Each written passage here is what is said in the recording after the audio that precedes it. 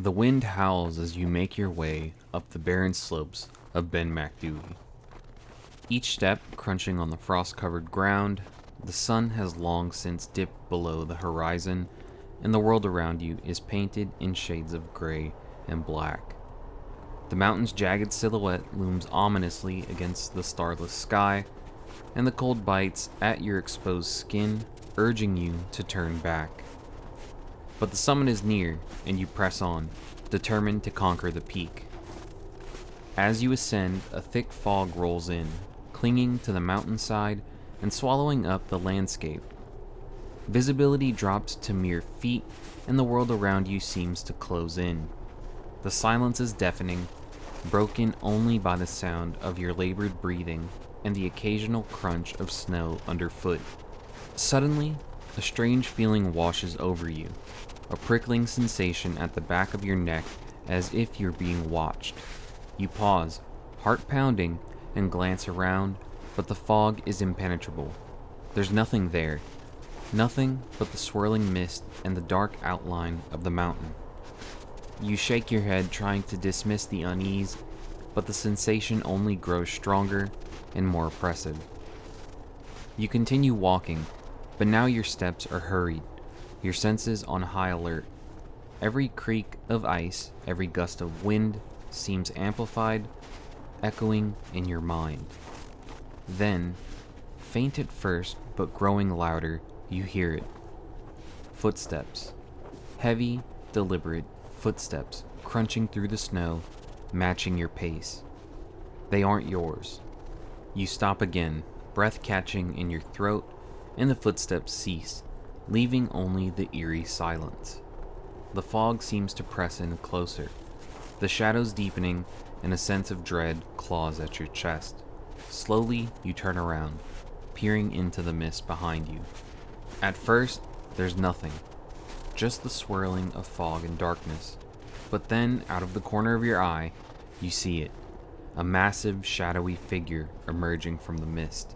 It's tall, impossibly tall, towering above the boulders and scraggly trees. Its form is indistinct, shrouded in the gray fog, but you can see the outline of long, sinewy limbs, and a head that seems to blend in with the dark clouds above. Am Fear Liath Mòr. The name echoes in your mind, dredged up from old tales and warnings, and a cold fear grips you. The guardian of the mountain, a creature that is more spirit than flesh, it stands there, watching you, its presence almost palpable, exuding a deep, primal menace that roots you to the spot that you stand in. For what feels like an eternity, neither of you moves. The only sound is the wind howling around the mountain, and the distant echo of your heartbeat pounding in your ears. The creature makes no sound, no movement, but its gaze, if it has eyes, bores into you, weighing your very soul. Then, as suddenly as it appeared, it begins to fade, melting back into the fog, the outline of its massive form dissolving into the swirling mist. The oppressive presence lifts, and you're left alone once more on the silent, windswept mountainside. You stand there shivering, your mind racing to comprehend what you've just witnessed, but deep down, you know you will never fully understand. The entity is not of this world, a guardian of the ancient mountain, seen only by those who venture too close to its domain. With trembling hands, you turn and continue your climb, but the sense of unease lingers. The summit is near, but the thrill of victory is gone, replaced by a lingering fear. A fear that somewhere in the mist, the entity still watches, waiting. You've just run into the Big Grey Man of Ben MacDhui. The Big Grey Man of Ben MacDhui comes to us from Scottish folklore, and for the sake of brevity, I'm just going to call it the Grey Man later on in the episode. If we're going to talk about the Big Grey Man of Ben MacDhui, I may as well briefly explain what Ben MacDhui is. Simply put, Ben MacDhui is Scottish Gaelic, which translates to Macduff's Mountain. Bain equals mountain, and MacDhui is Macduff in English. Probably pronouncing it incorrectly, but hey, I don't speak Scottish Gaelic. Ben MacDhui is the second highest mountain in Scotland and all of the British Isles, after Ben Nevis. It's also the highest of the Cairngorm Mountains. The summit is 4,295 feet, or 1,309 meters above sea level, and it's classed as a Munro. The term Munro refers specifically to mountains in Scotland with a height over 3,000 feet, and it needs to be recognized by the Scottish Mountaineering Club's official list of Munros. The actual word Munro is derived from the name of Sir Hugh Thomas Munro, 4th Baronet, born in 1856 and died in 1919. He produced the first list of such hills, known as Munro's Tables, in 1891. Sir Hugh Thomas Munro was a British mountaineer, but he was predominantly brought up in Scotland.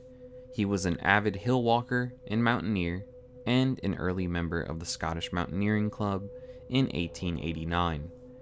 His list of 3,000-foot mountains was published in the 6th issue of the Scottish Mountaineering Club Journal in 1891. That may sound a bit confusing, but basically before the club was an established organization, they published journals for the public to read. Sir Munro's list caused a bit of surprise in mountaineering circles because up until his list was produced, many thought that the number of mountains in Scotland exceeding the 3,000-foot height requirement was around 30. Sir Munro showed, however, that there were nearly 300. So these mountains are now known as Munros, and it's a popular hobby to attempt to climb them all. With that bit of history and context out of the way, it's time to talk about the Big Grey Man of Ben MacDhui. The Grey Man is reported to be a very tall humanoid. It is at least 8 feet high, but some reports have clocked it in at approximately 30 feet. It's covered in short gray hair, which is how we get the very direct name of Grey Man, and it's also described as being thin, with dark skin, long limbs, and broad shoulders. Even though there have been many alleged encounters with the Grey Man, few of these witnesses have actually seen the creature. What I mean by that is that almost always, the creature is cloaked by the natural fog that surrounds Ben MacDhui. They never truly see it. They see the silhouette of it, and that encounter is usually accompanied by the sound of crunching rocks or an extra set of footsteps coming from behind the climber. These encounters are typically paired up with a general sense of unease while climbing the mountain. Sightings. We have sightings and encounters with the Grey Man dating back over 100 years. We'll start with the first recorded account of an encounter with the Grey Man, which was provided by J. Norman Colley in 1925. Keep in mind that Mr. Colley was a notable hiker, professor, and member of the Royal Geographic Society. This is what he had to say about his encounter with the creature when he hiked up Ben MacDhui by himself in 1891. I was returning from the cairn on the summit in a mist when I began to think I heard something else than merely the noise of my own footsteps.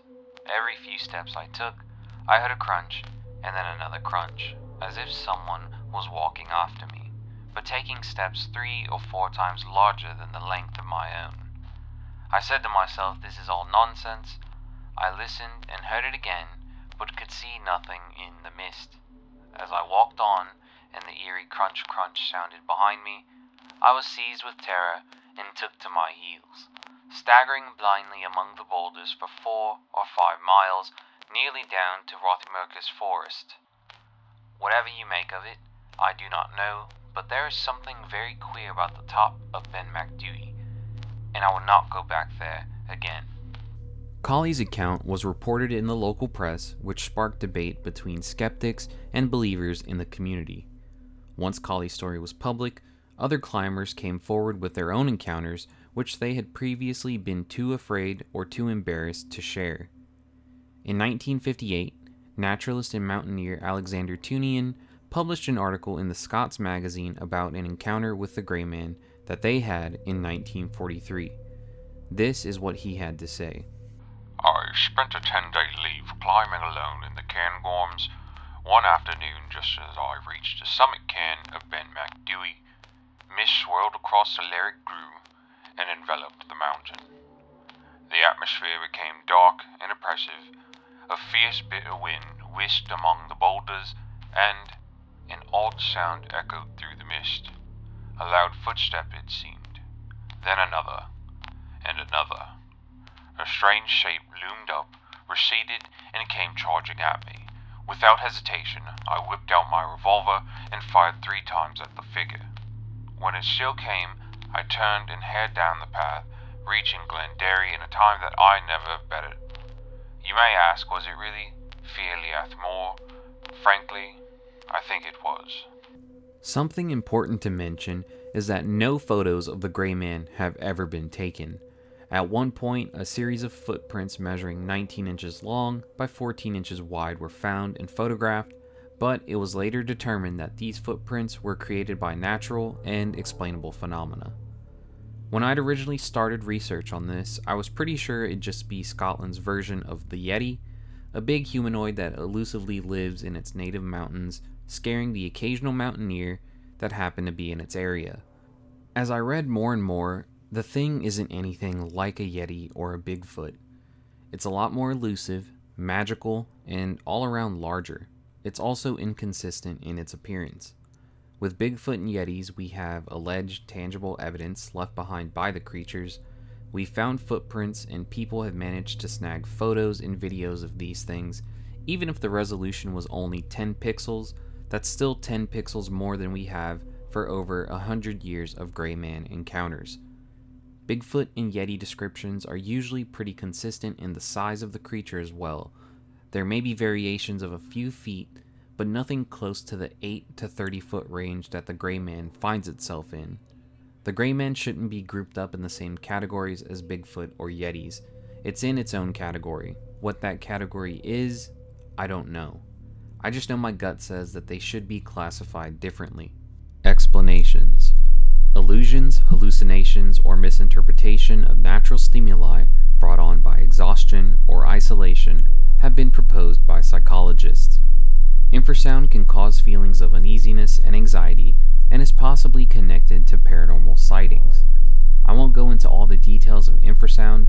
I'd recommend just looking up some YouTube videos, but essentially it's low-frequency sound waves that can produce physical sensations in humans as well as a sense of fear, dread, and unease.